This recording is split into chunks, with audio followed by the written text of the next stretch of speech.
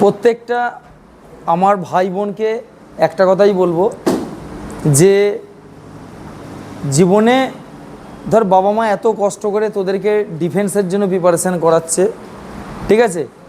তো কমসে কম এই বয়সটা এমন একটা বয়স, এই বয়সে তুই যদি খারাপের সঙ্গে মিশিস খারাপ হয়ে যাবি, আর ভালোর সঙ্গে মিশলে ভালো হয়ে যাবি। মানে লাইফটা কখন স্টার্ট হয়? ঠিক 12 ক্লাস দেওয়ার পরে। কলেজ লাইফটা কি, মাধ্যমিক দিয়ে যখন তুই 11 ক্লাসে 12 ক্লাসে উঠিস, ওই মাধ্যমিক দেওয়ার পরে থেকে 11 class 12 class, first year, second year, third year, এই বয়সটা হচ্ছে এমন একটা বয়স। এই সময় তুই যদি একটা ভালো জায়গায় ভালো বন্ধুদের সঙ্গে মিশেছিস, যাদের সোচ বিচার যে জীবনে নিজের পায়ে দাঁড়াবো, তাদের সঙ্গে মিশবি, দেখবি একটা কথা আছে না যে ভালোর সঙ্গে মিশলে ভালো হবি আর খারাপের সঙ্গে মিশলে খারাপ হবি। লাইফে একটা কথা মনে রাখবি, মনে কর যে কোনো একটা ছেলের কি কোনো একটা মেয়ের, মনে কর এর 10টা বন্ধু আছে। কটা বন্ধু আছে? 10টা বন্ধু আছে, 10টাই প্রিয় বন্ধু, কিন্তু 10 জনাই মনে কর নেশা করে। খুব ভালো প্রিয় বন্ধু, কিন্তু 10 জনাই সে ধর আস্তে আস্তে অধঃপতনের দিকে চলে যাচ্ছে। তো তুই তার সঙ্গে মিশছিস, তাদের সাথে মিশছিস, তো 10টা বন্ধু তোর আছে, তার থেকে বিনা বন্ধুতে থাকা অনেক ভালো। বোঝাতে পারলাম ব্যাপারটা? যে তোর 10টা বন্ধু আছে কিন্তু 10 জনাই খারাপ, তার থেকে তুই যদি বিনা বন্ধুতে থাকিস তুই জীবনে উপকার পাবি। মনে কর 10টা তোর ভালো বন্ধু, খারাপ বন্ধু আছে, আর একটা ভালো বন্ধু আছে, তুই এই একজনের সঙ্গে মিশবি, তুই ভালো কিছু শিখবি। তুই 10 জনের সঙ্গে মিশবি, দেখবি ভালো শিখবি না। তো 10টাই যদি 10টা হোক, 15টা হোক, 20টা হোক, যদি তোর বন্ধু সে একটু অন্য রকমের নেশা ভাঙ করে নিয়ে পড়ে থাকে, তার থেকে বিনা বন্ধুতে থাকা অনেক ভালো।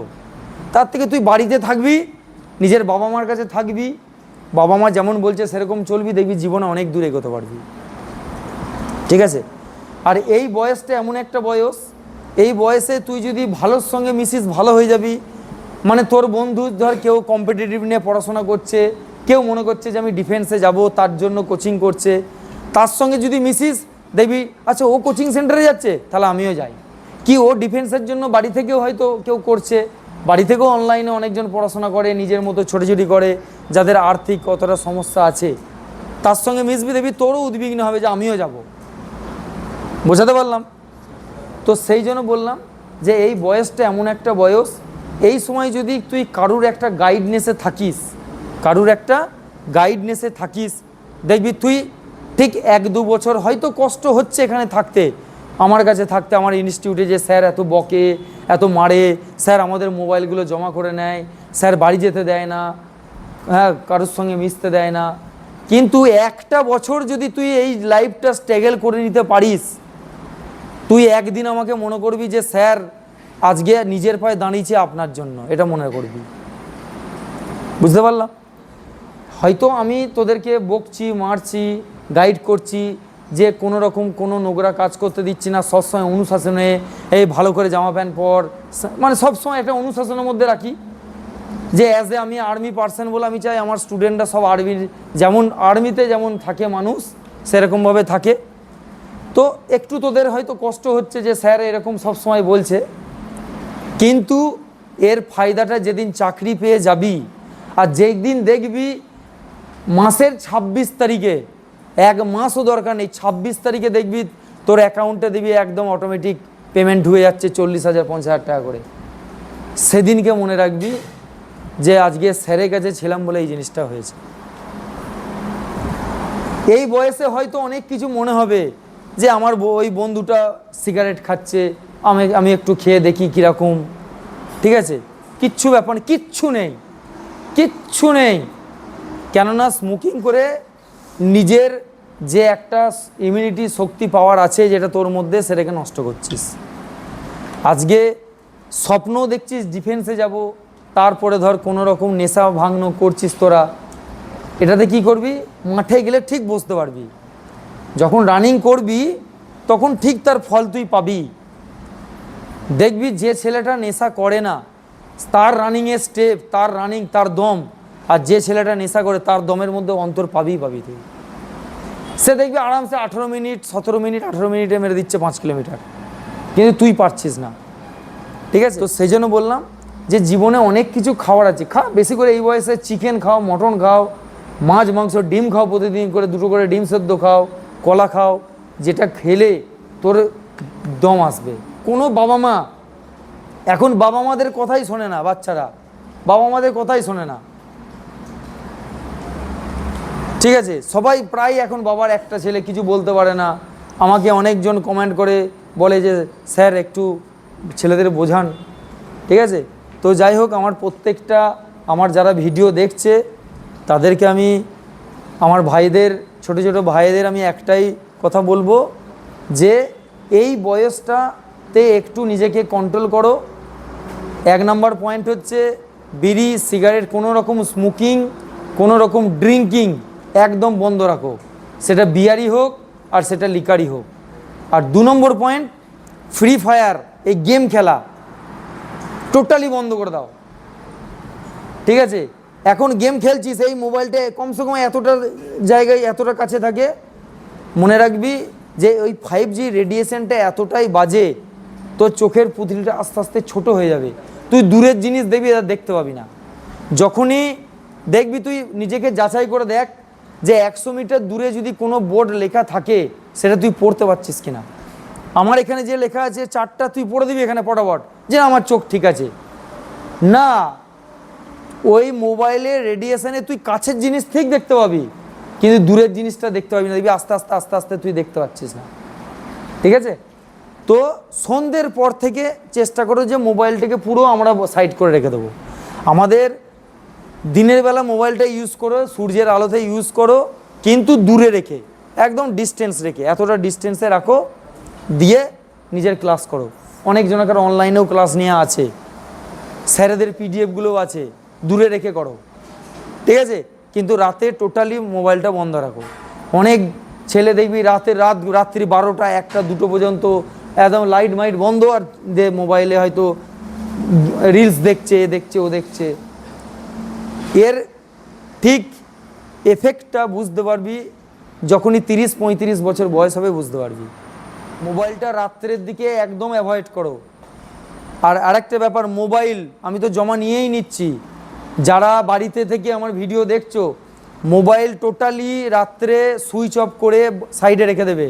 অনেকজন কি করে মোবাইল নিয়ে বিছানার তলায় রেখে ঘুমোচ্ছে, তো সেটা একদম করবে না। বুঝাতে পারলাম?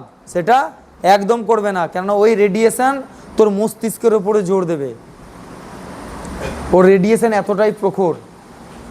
বুঝাতে পারলাম? হ্যাঁ, তো মোবাইল সবসময় রাত্রে সুইচ অফ করো, একদম নিজের কাছ থেকে কমসে কম 10 ফিট দূরে রাখো, নিজের কাছ থেকে কমসে কম 10 ফিট দূরে সুইচ অফ করে রেখে দাও। ঠিক আছে, রাত্রি 12টা মিনিমাম 12টা পড়ে তারপরেই শুবি। ঠিক আছে, কেননা সেলফ স্টাডি যতক্ষণ করছিস, সেলফ স্টাডি ছাড়া চাকরি কোনোদিন পাবি না। আমার এখানে মনে কর 6খানা টিচার রাখা আছে, প্রত্যেকটা সাবজেক্টে একটা করে টিচার আছে, কিন্তু তুই যদি না পড়িস তোকে কেউ পাস করাতে পারবে না। তোমার এই ক্লাস ছাড়া নিজের সেলফ স্টাডি কমসে কম 6 থেকে 8 ঘন্টা। তুমি কি পড়লে? আমি এখানে ওপর থেকে স্বয়ং নারায়ণকে নিয়ে এসেও যদি পড়াই, তবুও পাস করতে পারবি না যদি তুই নিজে না সেলফ স্টাডি করিস। ঠিক আছে, বোঝাতে পারলাম তো? सपना वो नहीं है जो आप सो के देखते हो, सपना तो वो है जिसके लिए आपको नींद नहीं आएगा। তাই তো? স্বপ্ন ওটা নয় তুই ঘুমিয়ে গেলি দিয়ে স্বপ্ন দেখছিস, সেটা স্বপ্ন নয়। স্বপ্ন সেটা হবে যে তুই শুতে গিয়েও ঘুমোতে পারবি না, মনে হবে যে আরেকটু পড়ি তারপর ঘুমাবো, ব্যাস আর আধ ঘন্টা পড়ি তারপর শুয়ে পড়বো। এইটা হচ্ছে তোদের স্বপ্ন, তাই তো? এই স্বপ্ন নিয়ে তো এসছিস, ব্যাস। তো একটাই উসুল, যেদিন ঘুমোতে গিয়েও ঘুম আসবে না, মনে হবে যে আরও 10 মিনিট পড়ে নিই, কে এই জিকেটা আর একটু মুখস্থ করে নিই, কে আরও 2-4টা অঙ্কটা করে নিই, দেখবি ঠিক তুই কামিয়াব হয়ে যাবি। ঠিক আছে, বড় হয়েছো, বাবা মা বহু কষ্ট করে মাইনে দেয়, বহু কষ্ট করে, যে আমার ছেলে ওখানে খেতে পাবে কি পাবে না। ঠিক আছে, আজকে মনে রাখবি, আজকে যদি বাবা 1300 টাকা, 1100 টাকা, 1200 টাকা দামে তোদেরকে জুতো কিনে দিতে পারে, তোর কর্তব্য যে বাবাকে আমি 13,000 টাকা দিয়ে জুতো কিনে দেবো। বোঝাতে পারলাম? আজকে যদি বাবা একটা, সেদিনকে দেখলাম কত টাকা জুতো, বললো স্যার 1300 টাকা নিয়েছে, তো বাবা 1300 টাকা দিয়েছে, বহু কষ্ট করে দিয়েছে, রক্ত জল করে দিয়েছে, কি ধান বিক্রি করে দিয়েছে, কি মা নার্সের কাজ করছে সেখান থেকে মাইনে পেয়ে দিয়েছে, কি মুদিখানার দোকানে বিক্রি করে যা হোক করে দিয়েছে। তো বাবা কি মা যদি আজকে আমাকে 1000 টাকা দামেও জুতো কিনে দিতে পারে, তো আমার স্বপ্ন যে বাবাকে আমি 10,000 টাকা দামে জুতো পরাবো। পৃথিবীতে মনে রাখবি যে পৃথিবীতে গরিব হয়ে জন্মানোটা পাপ নয়, গরিব হয়ে জন্মানোটা পাপ নয়। কিন্তু তুমি আজকে মাধ্যমিক পাস করে গেছো, 12 ক্লাস পাস করে গেছো, এরপরেও তুমি যদি গরিব হয়ে থাকো, এটা হচ্ছে মহাপাপ, এটা মহাপাপ। কেননা তোমার হাইট ভগবান তোমাকে দিয়েছে, তোমার হাত পা সব ঠিক আছে, এরপরেও যদি তুমি চাকরি না পাও, এটা হচ্ছে পাপ। ঠিক আছে? তো স্বপ্নগুলো মনে রাখবে যে বাবা আজকে আমাকে বহু কষ্ট করে জুতো কিনে দিয়েছে, তোকে যত টাকা দামে জুতো কিনেছে, বাবাকে তার থেকে যেন আমার ডান দিকে আরও 2টো শূন্য বসে, সেই পয়সায় আমি বাবাকে জুতো কিনে দেবো। আর বাবা যদি, মা যদি একটা সাইকেল তোমাকে কিনে দিতে পেরেছে, তোমার স্বপ্ন হতে পারে, মনে মনে রাখবি যে আমি আমার নিজের পয়সায় বাবাকে এই গাড়িতে, আর আমি ড্রাইভ করব, আর আমার বাবা মা পেছনে বসে থাকবে, আমি ঘোরাবো তাকে। ঠিক আছে? স্বপ্ন পূরণ হবে তো? হবে? হবে? চলো, জয় হিন্দ, জয় ভারত।